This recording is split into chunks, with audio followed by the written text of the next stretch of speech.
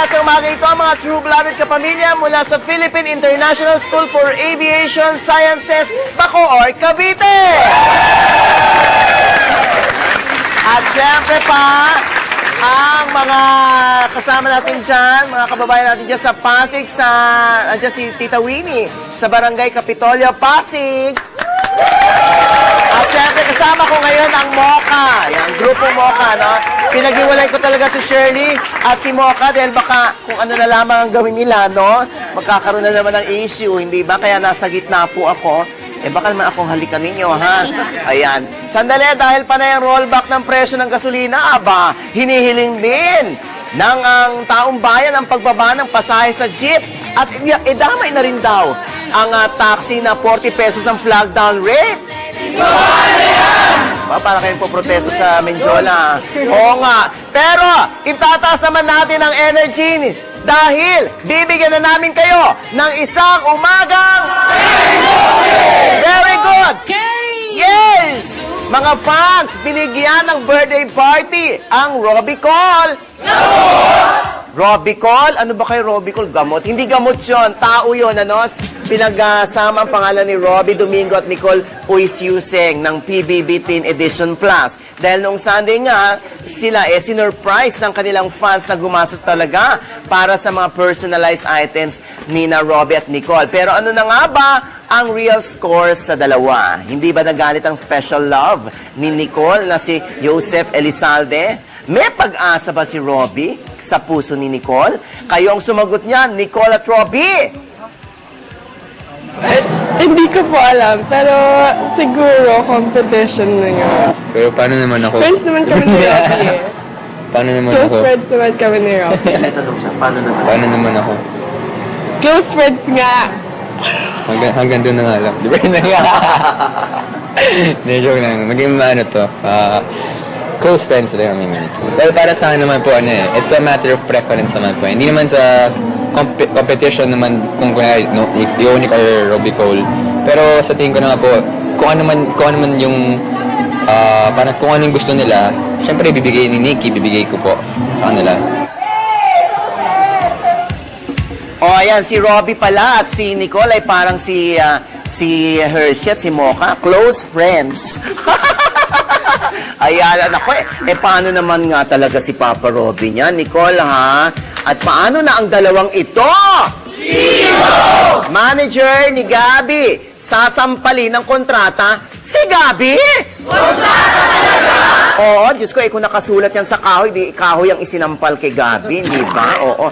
By social masyado, kontrata, no? Ang tanong, may notaryo kaya ang kontrata? Hindi, joke. Ay, ano ba yon? Basta, alam ng lahat na sina Gabi Concepcion at Mami Rose Flaminiano ang nagsasalpukan ngayon sa tulong ni Attorney Raymond Fortun ay nagpaparelease na si Gabi sa pamamahala ni Mami Rose dahil marami raw discrepancy sa kontrata at mga pinipirmang commitments ng manager para kay Gabi na hindi alam ni Gabi. Samantalang say naman ni Mami Rose sa publicist nitong si Roldan Castro, kasi nungalingan ang lahat ng pinagsasabi ni Gabi kay Kuya Boy Abunda at handa raw siyang isampal o handa raw si Mami Rose sa isampal sa mukha ng aktor ang kontrata.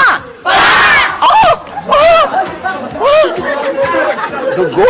Hindi, joke. Ayan, teka, no, wala pang nangyayari, wala pang sampalang nagaganap. At syempre, tayo rito, ang hangad natin ay marinig natin ang PAC dahil wish na, hindi natin dapat marinig ang PAC na yan dahil ang wish natin, sana magkaayos na ang si Mami Rose at si Gabi. O kung wala na talagang chance, edi maghiwalay sila ng maayos. Tama yan! Oo, pero ito yata hindi tama dahil Wendy Valdez nag-walk out sa game ka na ba? Game na! Oy, ano ba kayo? Yun ang issue, no? Kayo talaga, itong game na kayo dyan. Ano ko si Papa Dudes? Dahil recently lang ay nag-play ng game ka na ba ang Lola Wendy nyo?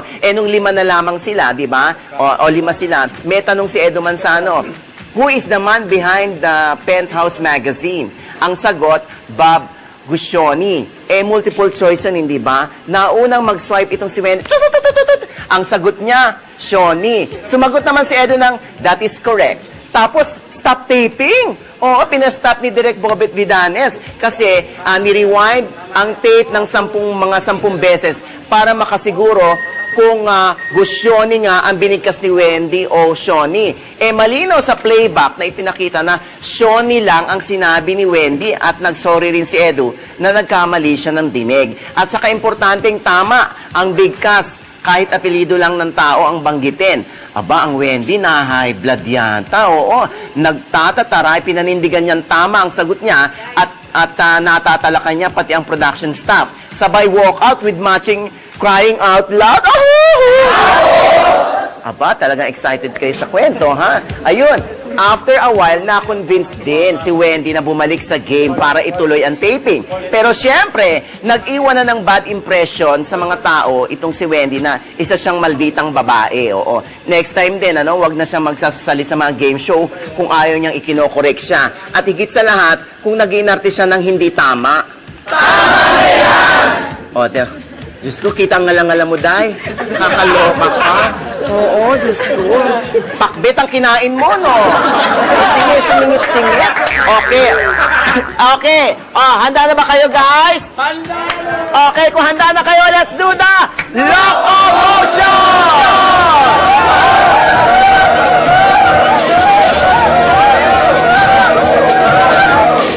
Everybody's doing a brand new dance now. Come on, baby. Very good. I know you've got to like it if you give it a chance now. Come on, baby. Do the locomotion. My little baby.